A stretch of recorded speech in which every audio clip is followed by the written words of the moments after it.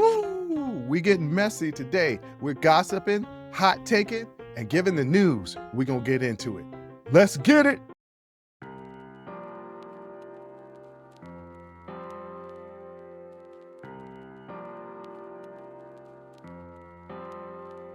Welcome.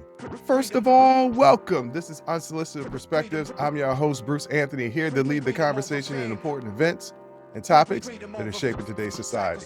Join the conversation and follow us wherever you get your audio podcast. Subscribe to our YouTube channel for our video podcast and YouTube exclusive content.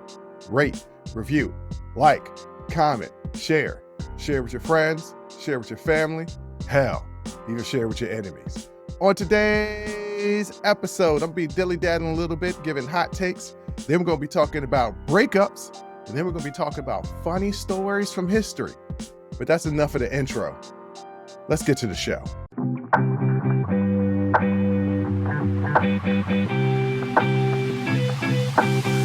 You know what I learned about myself? I'm a Fairweather fan. Case in point, Lil Wayne just dropped an album today. I care nothing about it. Don't care to hear him talk, rap, or do anything. He kind of pissed me off with his Black Lives Matters comment and hanging out with Trump. And, that kind of rubbed me the wrong way. So I'll turn on you if you don't align with me politically. If I think, well, not if you don't align with me politically. If you are against people, then I don't really rock with you. But to hear an album from him, it's been like over 10 years, if I remember correctly. I don't remember the last time Lil Wayne came out with an album. And if I remember correctly, I don't think it was really hot. There was a time when me and my ex-wife, we were at a bar and Drake had only had the mixtape, right? This is how long ago it was. Drake had only had the mixtape and he was about to come out with an album and Lil Wayne was about to come out with an album. And I was looking forward more to Drake than Lil Wayne. Mind you, I had introduced her to Lil Wayne and Lil Wayne's mixtapes. And she fell in love with Lil Wayne. And I was like, yeah, the album's going to be pretty good, but I'm looking forward to Drake. Drake gives me a more complete album. And I've been a Lil Wayne fan since he was rapping like Missy Elliott. But I don't want to hear him rap anymore. I mean, even if Jay-Z came out with an album right now, unless he's talking about old stuff, unless he's talking about gangsters, drug dealing, and all that stuff, I don't really want to hear it. I don't want to hear grown-up, mature rap from my rappers as I've known them as drug dealers and rappers. But that in lies my problem. I don't like change. What I mean by that is I don't like my artists to change. If you're going to do a Star Wars movie, then do a Star Wars movie. Don't worry, I'm going to get into Star Wars later. But I like things the way they are. If it's good, you ain't really got to change it. Maybe remix it a little bit, but don't stray off too far from the path. And I know artists want to be like, well, I like to challenge myself. I'm growing. I don't want you to grow. I only want you to grow a little bit. Stay where you are. Because I like that. And so I'm not looking forward to Lil Wayne, but it's a lot of people. Jadakiss could come out with an album.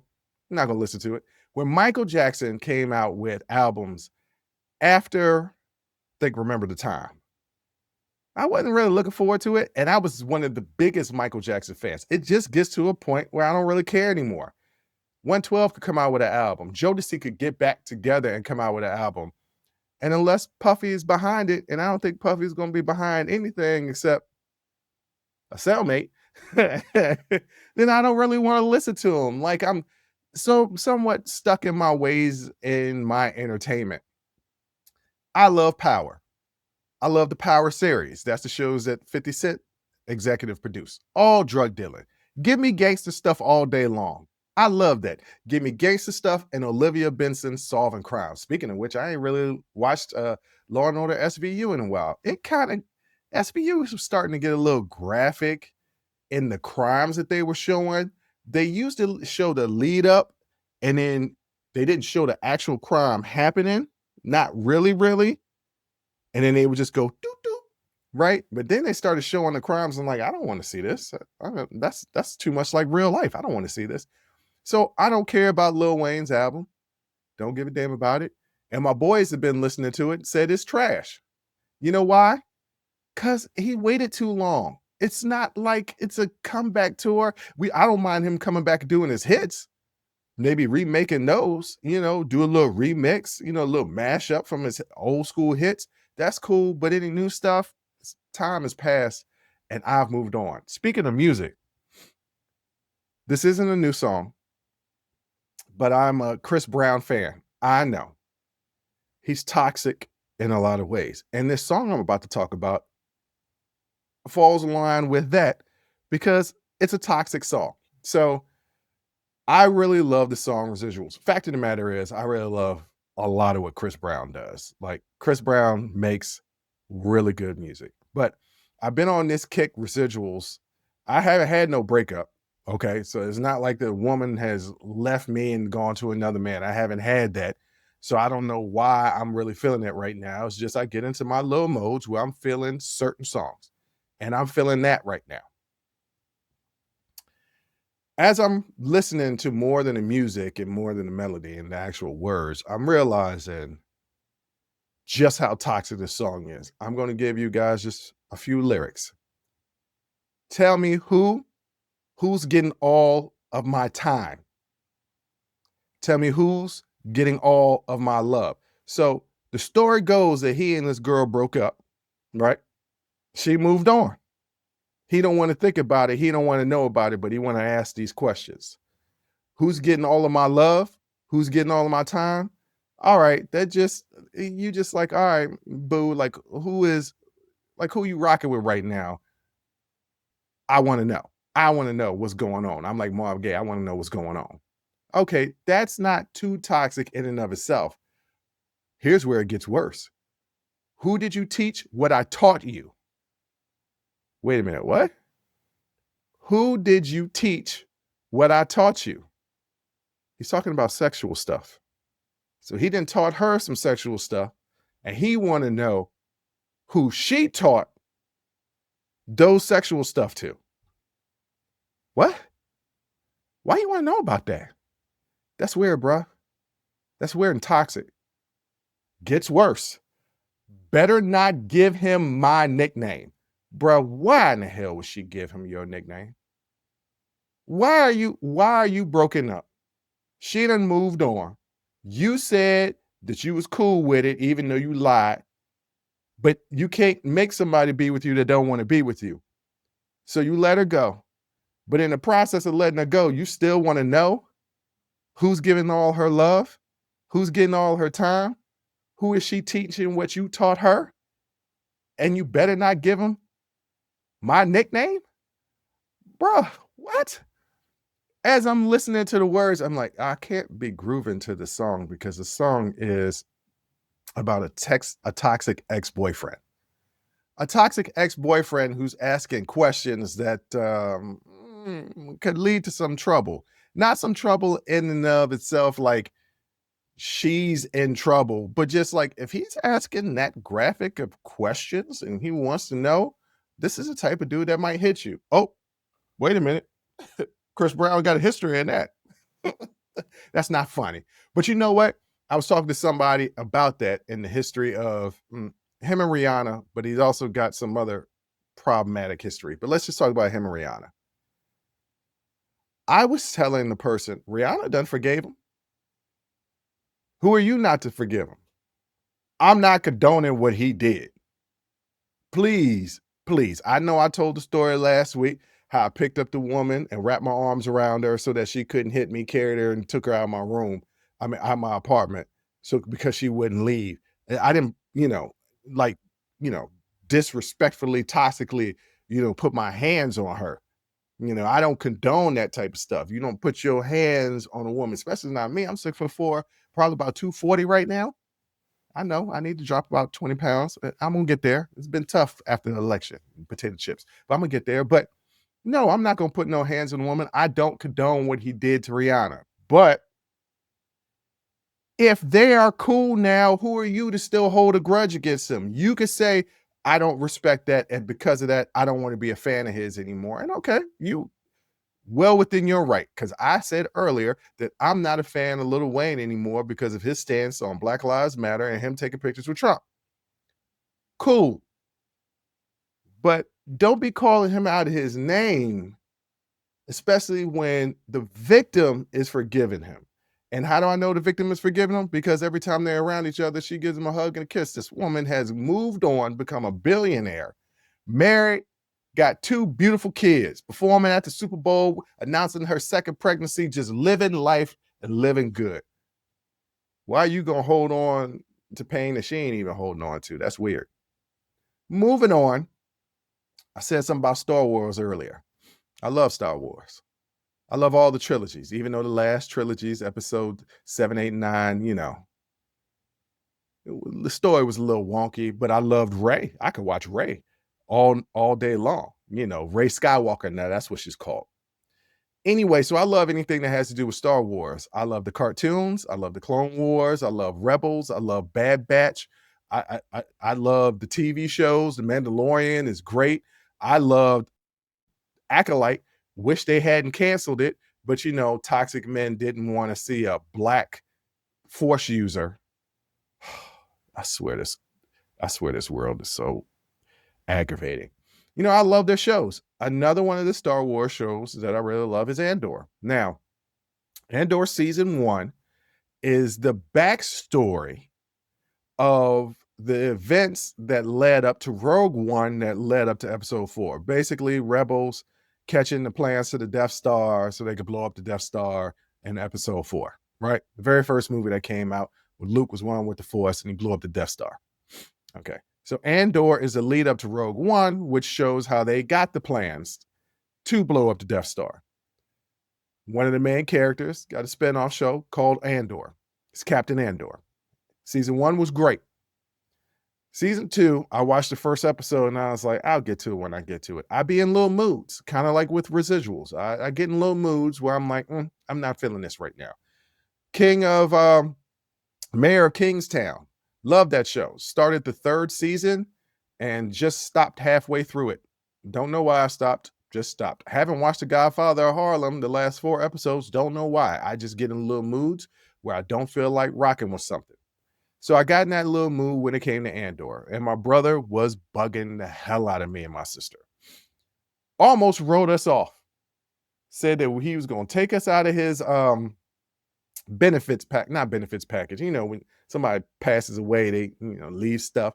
That he was going to take us out of that for some strange reason that's slipping my mind right now. He was joking, obviously, but he was so adamant that we watched this TV show. So finally, I got into one of my moods where I wanted to watch it, and it happened to be last weekend, and it just so coincided with the series finale. Okay, not just the season, the series finale. So I had, I think, 11 shows to watch, and they're close to an hour, in between 45 minutes to an hour, because it's Disney Plus, so they can fluctuate with the time. And I went through it, binged through it all last weekend. Loved it. Loved that show.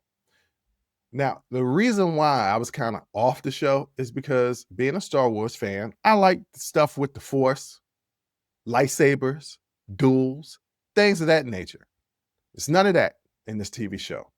What this TV show is, and I can't take credit for this take, I have to give credit to where it's due, John Campanero's show.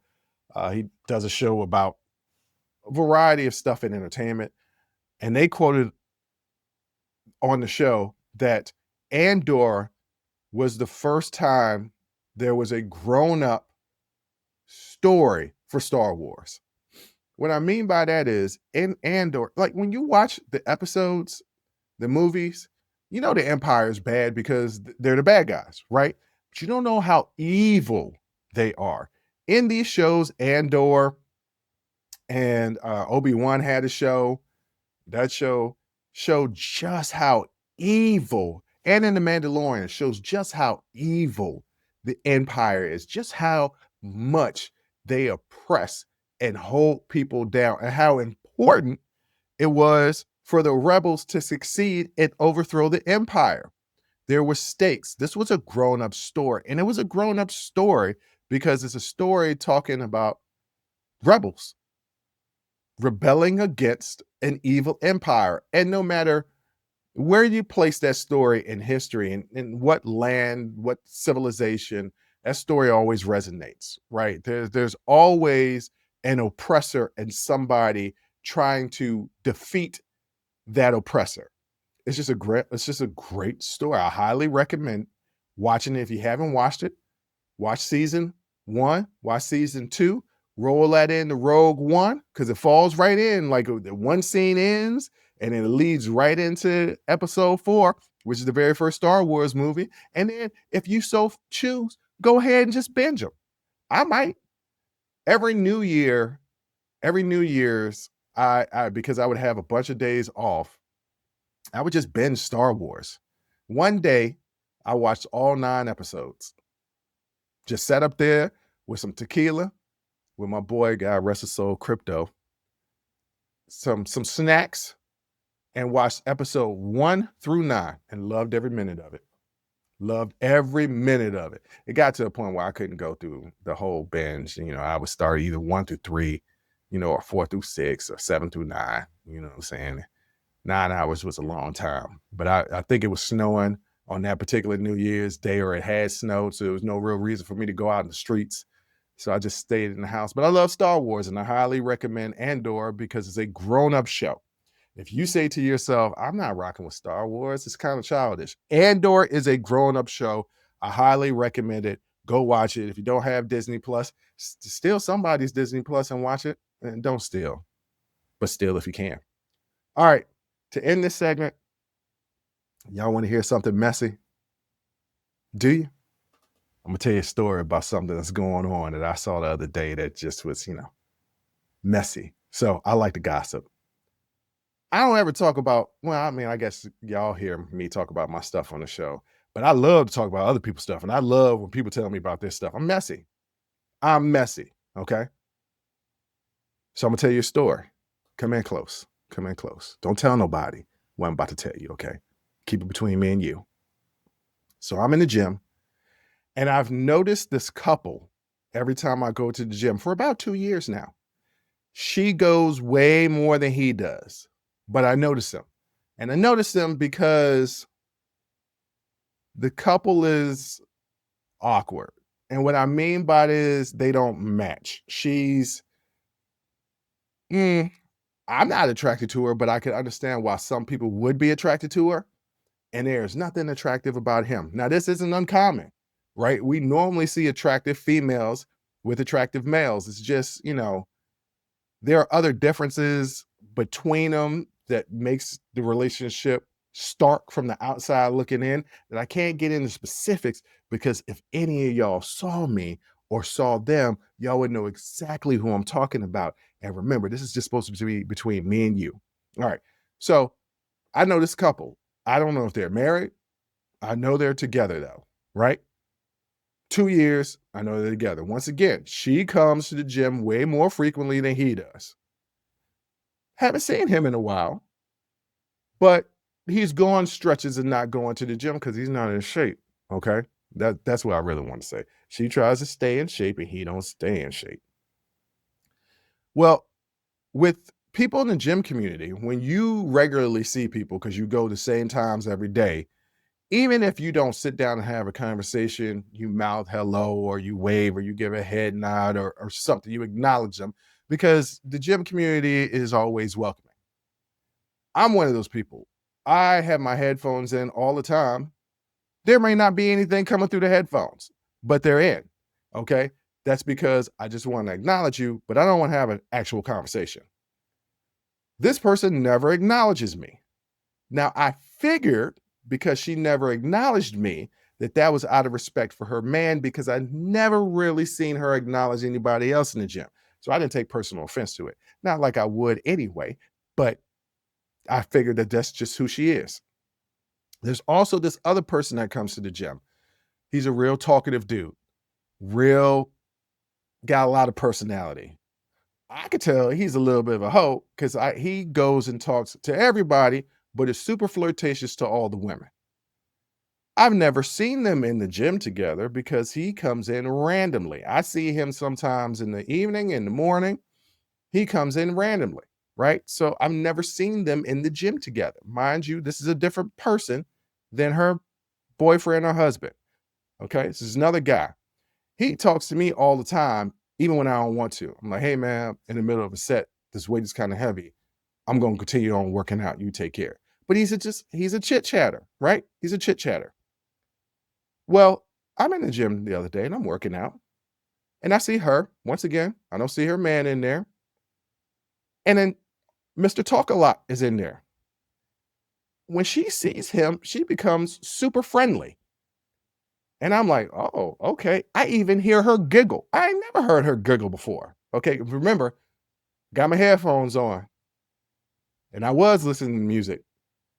But as soon as I saw that she was being, communicative with another person, I turned down my music because I was curious or messy. So she's even giggling. They're joking around and stuff like that. She's down on the mat and he gets in her face. Not like, like beefing or anything, like jokingly gets in their face. Then they kiss. Ladies and gentlemen, I nearly dropped the weight on my foot because they kissed. And I'm like, what the hell is going on? Mind you, this dude flirts with every woman. He was taking a phone call in the gym, talking to another woman on FaceTime before he interacted with this woman that I see all the time. He landed in a kiss her. It didn't stop right there. They was joking, laughing, giggling. He's smacking her on the butt and all types of stuff. And the only thing, my heart sunk. Why did my heart sink? My heart sunk because did her and her man break up? Get a divorce? Are they still together? Because I've seen her and I've seen Mr. Talkative Dude and I've seen them outside of the gym. I know I've never seen them together. So is she cheating? Did she break up with my man? Are these two dating? They don't seem like they're dating. Are they just hunching? What's going on? And so I was dumbfounded. And there's another person that goes to the gym that I see all the time that I actually do talk to because he's a friendly person and he's got my type of sense of humor. And I couldn't wait to see him because I was like, man, I got something to tell you. I got some mess because he's messy too. That's the reason why I get along with him. He's messy too. He always got some gossip. And I was like, hey, man, this is what's going on. He's like, what? I said, yeah, man, this is crazy. Either her and her man broke up or she is openly cheating in the gym where everybody knows each other. We know who they are. It's crazy. There's more to the story, and I'm going to get to the bottom of it. I don't know all the facts yet, but you damn well better believe I'm going to get to the bottom of it. But that's enough of talking about all this messiness. Speaking of her and her husband, we're going to get into breakups next.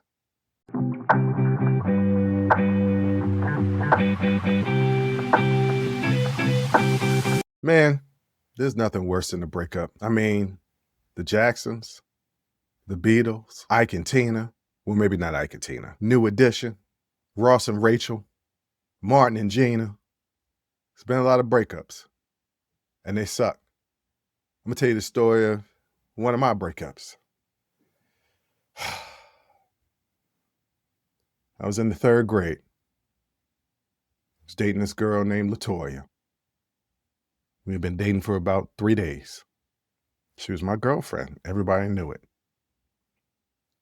One day at lunch, LaToya asked me, hey, you want to have some of my kiwi?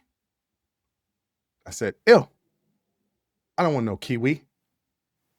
She says, what? You don't like kiwi? Mind you, never had kiwi before in my life, but it looked ugly. It looked disgusting. And I got the same eating habits that I did when I was 8 years old in the 3rd grade. So if it looks ugly and disgusting, no, I don't like it. And LaToya broke up with me because I didn't like kiwi. I went to the bathroom after she said that she didn't want to be my girlfriend anymore. I cried a little bit. Well, because I stubbed my toe on the way to the bathroom. That's the real reason why I cried. I'm a G. I don't cry over no breakups. But breakups are sad. You want to know what isn't sad? What breakup isn't sad to me? Elon Musk and Donald Trump. Now, I said I wasn't going to talk about politics. And I'm not going to talk about politics. The two people I'm talking about happen to be pseudo politicians. So that's the only thing that has to do about politics.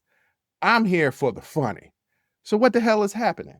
So everybody knows that probably about a year ago,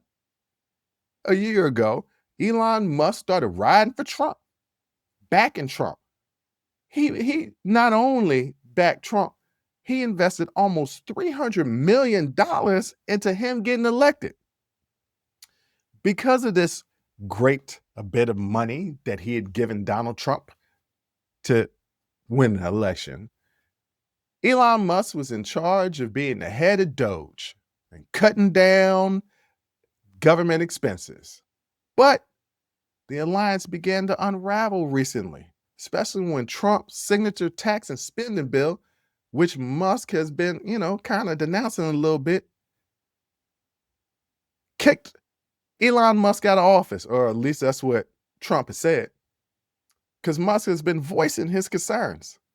Well, it all came to a head this week, and we got a Twitter beef. Well, it was X for Elon Musk and Trump on this Truth Social, going back and forth and back and forth. So Musk escalated his criticism of Trump's big, beautiful bill on X, surprising many Republican leaders and sparking a wave of online debate. On June 5th, the feud exploded publicly, with Trump in the Oval Office expressing disappointment and astonishment at Musk's attacks, suggesting Musk was upset about the removal of the electrical vehicle tax incentives from the bill. So basically what happened is Trump got this, he calls it the big, beautiful bill. First of all, he comes up with the dumbest names.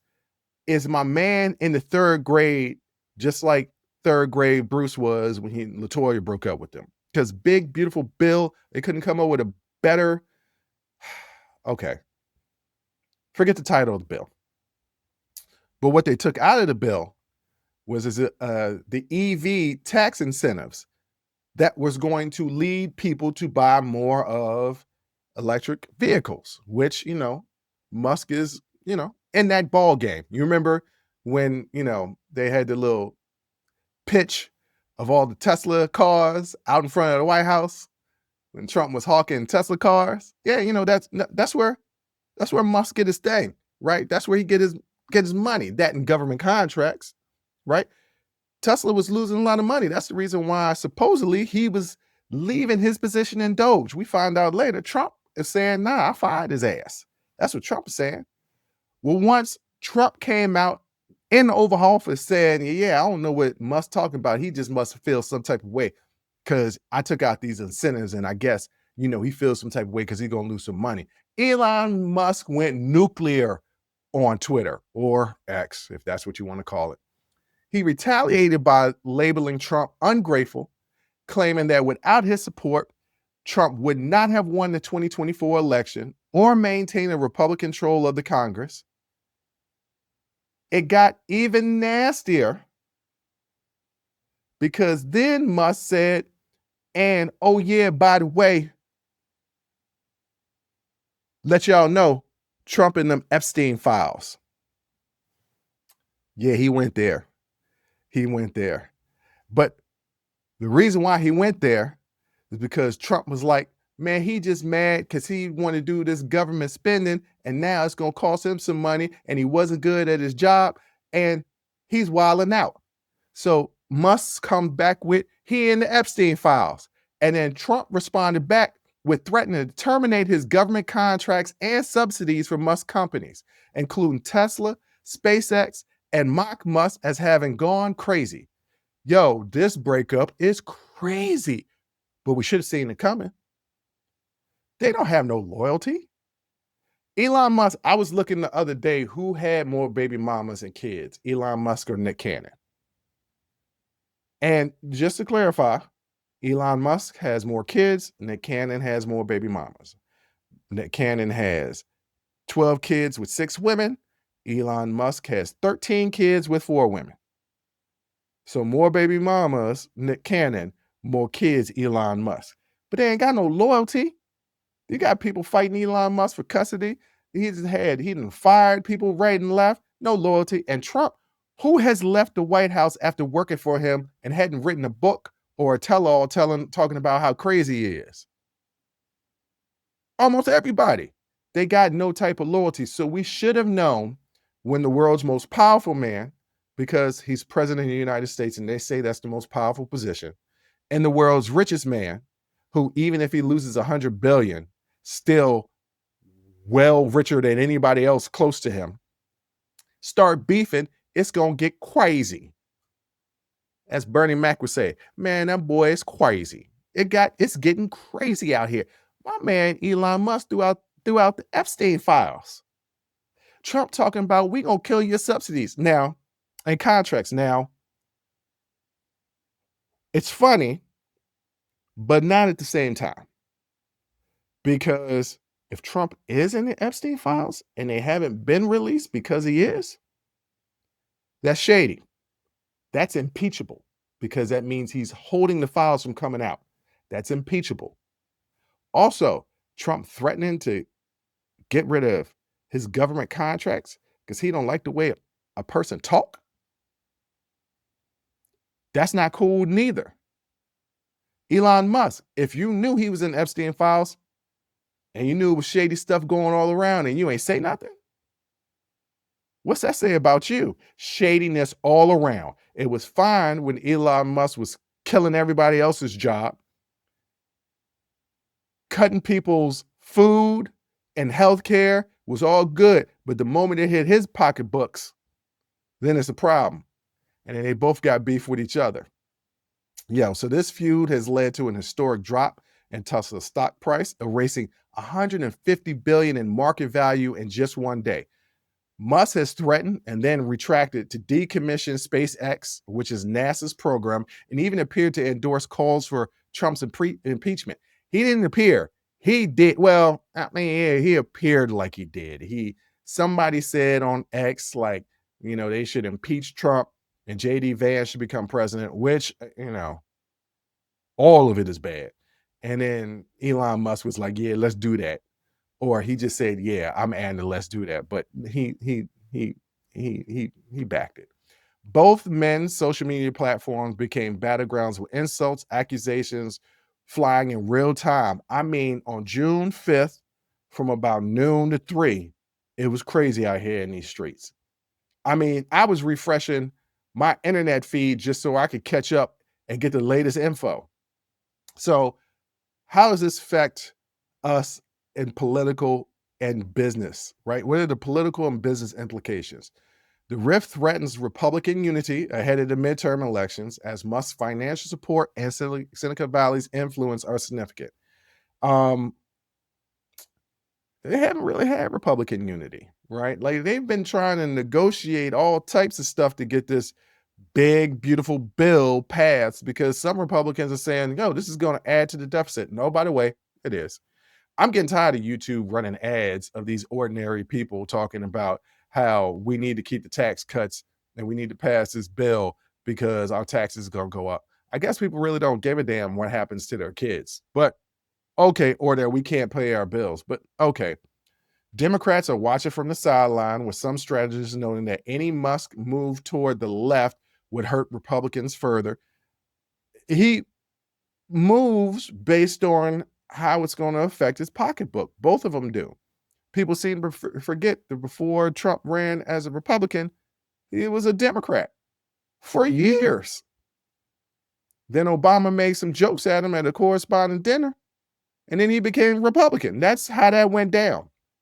Elon Musk was the darling of the left because of his electric vehicles, EV vehicles, right? Until he kind of went, all the way to the right and did some, racist and anti-Semitic stuff. But he damn sure did make sure that his white South Africans got into the country over anybody else right before he imploded and left the White House, didn't he? This feud is overshadowing political news, dominating headlines and social media. It's crazy out here. It's bigger than Pac and Biggie. Because Musk did do his hit him up. Pac said, that's the reason why, yo, you fat. I beeped up all the cuss words, but y'all know the Hit 'Em Up song. Elon Musk said, that's the reason why you in Epstein files, you orange mother. That's what it says. Same thing. It's hit 'em up. It's hit 'em up in the political world. That's what it is. But I want to get to two juicy quotes. Without me, Trump would have lost the elections. Dems would control the House, and Republicans would be 51-49 in the Senate. Elon Musk. Donald Trump. The simplest method to conserve funds in our budget, save billions, is to eliminate Elon Musk government subsidies and contracts. They both going for the jugular. And breakups, look, we've all seen bad breakups. Remember the movie, The Breakup, with Vince Vaughn and Jennifer Aniston? You remember that? We know about breakups. We've seen bad breakups. This is bad, but we all saw it coming. We saw it coming. We knew that it was false when it all began. It was brought together under shady terms. It was brought together because both of them wanted power. It wasn't brought together to help people. It was brought together to help themselves. In the moment where one person felt like this partnership was no longer going to help them, the breakup was going to happen. They've both broken up with a lot of people, and it's always nasty.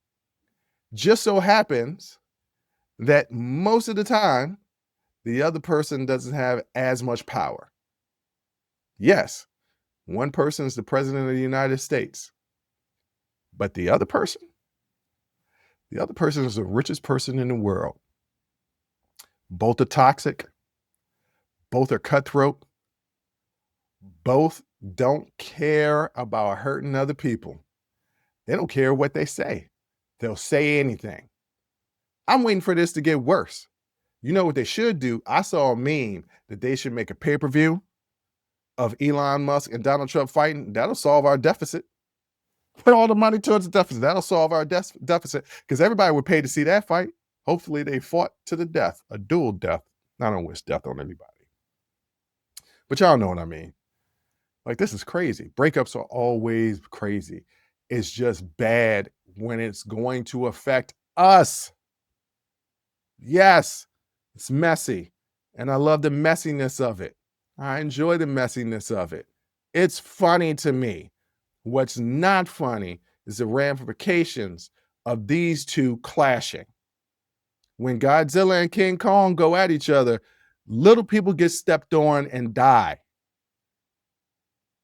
You think that's not going to be the same case here?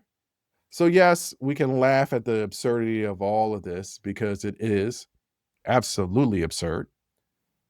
And I'm loving the absurdity of it. Just loving it. I want them to go deeper. I want Elon to finally come out and say, and I fixed the election. I want one of his ketamine-fueled rages to just come on out and just admit it, that they stole the election. I want him to do it. But with all the absurdity and the funniness in the absurdity, just remember, these are two of the most powerful people in the world, and this fighting is going to affect the little man.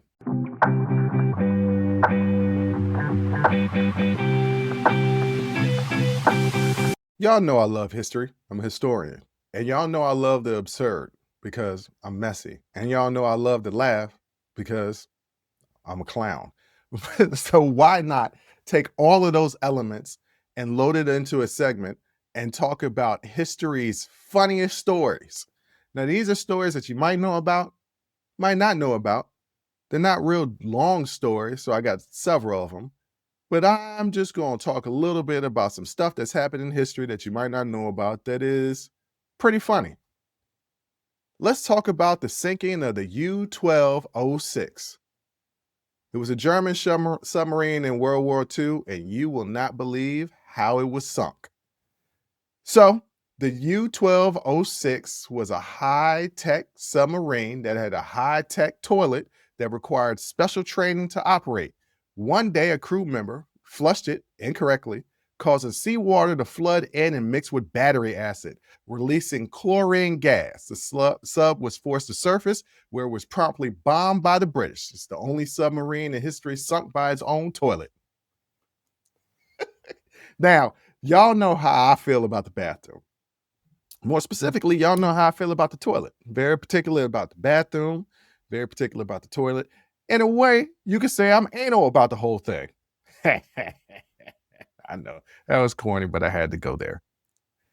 And, yeah, I've talked about it often how I have a bidet. I ain't playing. I got a bidet. My family got bidets. We are a bidet family. So I know a little bit about a fancy toilet. Actually, it's not really fancy. It's an attachment bidet that anybody could get on Amazon for like $20. I told my boy about it. He got a few for his house. They're not that expensive. But if I had the money to buy a high-tech toilet, I absolutely would. Because once again, the bathroom is important to me. What I would make sure to do is make sure I knew how to operate it. Because, like, if me and you buy a fancy toilet, we might flood our bathroom, you know what I'm saying? And that's never a good thing. You flood your bathroom with toilet. Hopefully it was, it's flooded with clean water and not, you didn't use the restroom and it's flooded that way. And we all been there where the toilet has been stocked up, it happens, right? Like, these are instruments. But when you invest in a high-tech toilet, and it takes a special instructions on how to operate it, you want to make sure that anybody that's going to be using that toilet has followed the instructions, know the instructions, so they know how to operate it. These fools, luckily, because they were Germans in World War II, we were fighting against the Germans. Okay, for those in the back of the room that don't understand history, we were fighting against Nazi Germany in World War II. So it's good that this submarine was bombed and sunken by the British. However, it's still pretty stupid to be sunken because you got this high-tech toilet that this food and mixed seawater with battery acid and release chlorine gas to the point where you got to rise up to sea level and immediately get sunk. And that's just a story about World War II. What about roller skates? Y'all like roller skates? I dig roller skates sometimes. I used to go to the roller skating rink, and I used to be all right. I used to be all right. You know what I'm saying? With a little kid with roller skating rinks. If people are listening or watching this that don't know what roller skating rinks were, or haven't seen the movie ATL, just watch ATL. That'll tell you everything you need to know. Back in the 80s and the 90s and the 70s as well, roller skating rinks was the thing. They were places that you would go and, you would meet people and hang out. They were little pockets. Before there were malls, there were roller skating rinks. That's where the young people would go. You know what I'm saying? You might find you a little tenderoni there. Y'all might skate. I went to the YMCA summer camp every summer, right? So third, fourth, fifth grade, third and fourth grade, going to the YMCA summer camp. Every Wednesday, we went to the roller skating rink. You play your little games in the arcade, get you some pizza and a Coke, and you roller skate. Now, I loved roller skate. What always sucked, though, is when they turn the lights down low and do the soft music, the romantic music, and you had to find a partner. I was in an area where I was at the YMCA, okay? There weren't a lot of kids that looked like me, and I wasn't the first choice. So a lot of times I just got off the roller skating rink when the romantic songs came on. But I still have fond memories of roller skating. I'm sure you guys do too. You know what the most important thing is with roller skating? Is learning how to stop. Stopping is important. Why am I saying all this?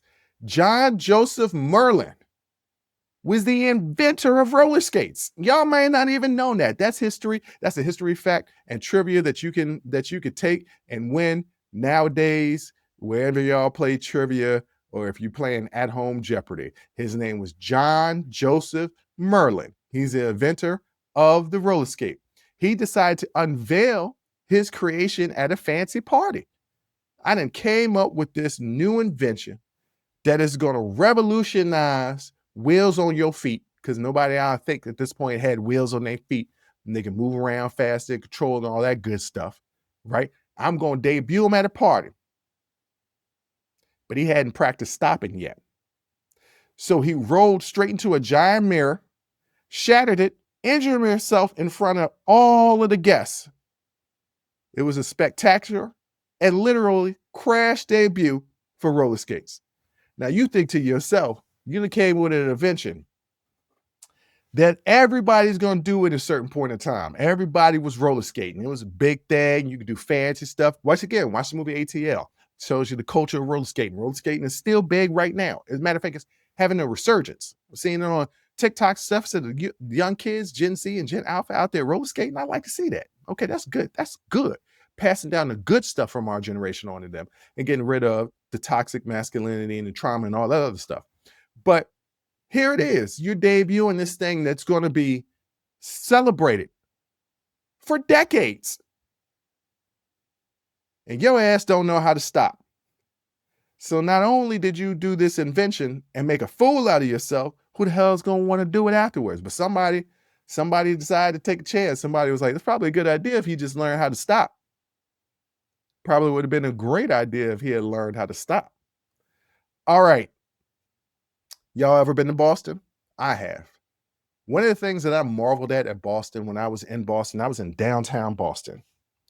Walking all around, it was nighttime. I live in DC. If you walk in DC at nighttime, guess one thing that you are guaranteed that you're going to see. You might see this before you even see people. Rats. You know why? DC isn't dirty. It's just old. Parts of it is dirty, no doubt about it, but it's kind of old. But DC isn't older than Boston. Or maybe it is, I don't know. But Boston is old as hell too, right? And one thing that I noticed, because I had to duck behind an alley and go to the bathroom, so I dumped behind this dumpster and I was like, I'm going to see some rats. So I got to hurry up, go to the bathroom, so I don't see no rats, because I don't like rats. You know what I didn't see? Rats. You know what I noticed? Baltimore streets are so clean. They're so clean. They weren't always like that. They weren't like that during the Great Molasses Flood of 1919. That's right, ladies and gentlemen. There was a molasses flood in Boston in 1919. Now, you know what molasses is, right? Molasses is that thick stuff. Spill some molasses on your sink counter and try to clean that up in a timely fashion. That should be, remember the TV show Double Dare? That should be a double dare. You having to clean spilled molasses off of your sink and have it spotless and not sticky. Well, in Boston, a giant storage tank of molasses burst, sending a 25-foot wave of sticky syrup through the streets at 35 miles per hour. I don't think y'all heard me. It was a storage tank of molasses that burst, and it sent a 25-foot wave of molasses throughout the streets of Boston at 35 miles per hour. Now, 35 miles per hour might not seem that fast to you. You might be like, well, that's not that fast. Jump in front of a car at 35, that's going 35 miles per hour. You're going to see just how fast that is. So you got molasses rolling through the streets at 35 miles per hour. People and horses was being swept away because this is 1919, right? They riding horses. People on horses being swept away. Buildings were being destroyed. The cleanup took months, and for decades after, the locals claimed they could still smell it on hot days. Now, I guess I was in Boston in 2017. So it was 98 years later. I didn't smell no molasses, but I wasn't specifically looking for the smell of molasses. If I go to Boston, or if you go to Boston, go downtown into them streets where now it was 106 years ago, there was a molasses flood, and a 25-foot wave of molasses was running through the streets at 35 miles per hour, knocking over people and horses. People and horses. Think about it. I asked you, how long do you think it would take you to clean the sink if you spilled a bottle of molasses on it? Now, say it's a smash. You smashed the bottle of molasses on the kitchen sink. Now, say that you smashed the bottle of molasses on the kitchen sink. okay? Some of it fell on the floor. You go down to clean it on the floor. You didn't realize you didn't clean up all the molasses off the sink. It drip into your hair. How long would it take for you to get that molasses out your hair? Now, for me, not that long because I got a bald head. So you just wipe it off, just get in the shower and shower for days to finally get the sticky molasses off of me. But to get it in your hair, you got to cut your hair. These people was in a wave, 25-foot wave going 35 miles an hour in molasses, all in them. They had to throw the clothes completely out. The cleanup took months just to clean the streets. Molasses. I find this stuff funny. There are probably people in Boston that don't even know about the Great Molasses Flood. I studied World War II thoroughly in college. My last 2 semesters were not specifically about World War II, but talking about American history from World War I to, at that time, the current state, which was the Clinton years, right? Actually, it wasn't the Clinton years anymore. It was W's years, but it stopped at the Clinton years, right? So there was a whole month of studying World War II. I didn't learn about the U-1260 boat that was sunk because of a toilet. I didn't know about the roller skates. I didn't know about John Joseph Merlin, and him coming up this roller skates. I didn't know about that. Damn sure didn't know that he didn't know how to stop. Damn sure didn't know that he crashed into a mirror, shattering the glass, startling all the guests. Hey guys, I came up with this new invention. You just roll your ass into a mirror. That's what he did. I wonder if anybody stole some molasses, made some baked beans. That's what I would have did. Shit. Anyway, ladies and gentlemen, this was a silly show. I know. We're talking about Andor. I told y'all about the messy situation at my gym. We was talking about breakups. I told you about LaToya breaking my heart because I didn't like kiwi. Oh, by the way, I found out later I like kiwi. All I needed to do was try something new. I like kiwi. Who knew? Well, I would have known if I had just tried it. Anyway, and then, crazy funny stories. I know this was a quirky episode. I was feeling quirky today. Quirky. Not Corky from the TV show. Just, a little off, a little silly. Hope you guys enjoyed it. But most importantly, I want to thank you for listening. I want to thank you for watching. And until next time, as always, I'll holla. Whew, that was a hell of a show. Thank you for rocking with us here on Unsolicited Perspectives with Bruce Anthony. Now, before you go, don't forget to follow, subscribe, like, comment, and share our podcast wherever you're listening or watching it to it. Pass it along to your friends. If you enjoy it, that means the people that you rock will enjoy it also. So share the wealth, share the knowledge, share the noise. And for all those people that say, well, I don't have a YouTube. If you have a Gmail account, you have a YouTube. Subscribe to our YouTube channel where you can actually watch our video podcast and YouTube exclusive content. But the real party is on our Patreon page, After Hours Uncensored and Talking Straight-ish. After Hours Uncensored is another show with my sister. And once again, the key word there is uncensored. Those are exclusively on our Patreon page. Jump onto our website at unsolicitedperspectives.com for all things us. That's where you can get all of our audio, video, our blogs, and even buy our merch. And if you really feel generous and want to help us out, you can donate on our donations page. Donations go strictly to improving our software and hardware so we can keep giving you guys good content that you can clearly listen to and that you can clearly see. So any donation would be appreciative. Most importantly, I want to say thank you for listening and watching and supporting us. And I'll catch you next time. Audi 5000. Peace.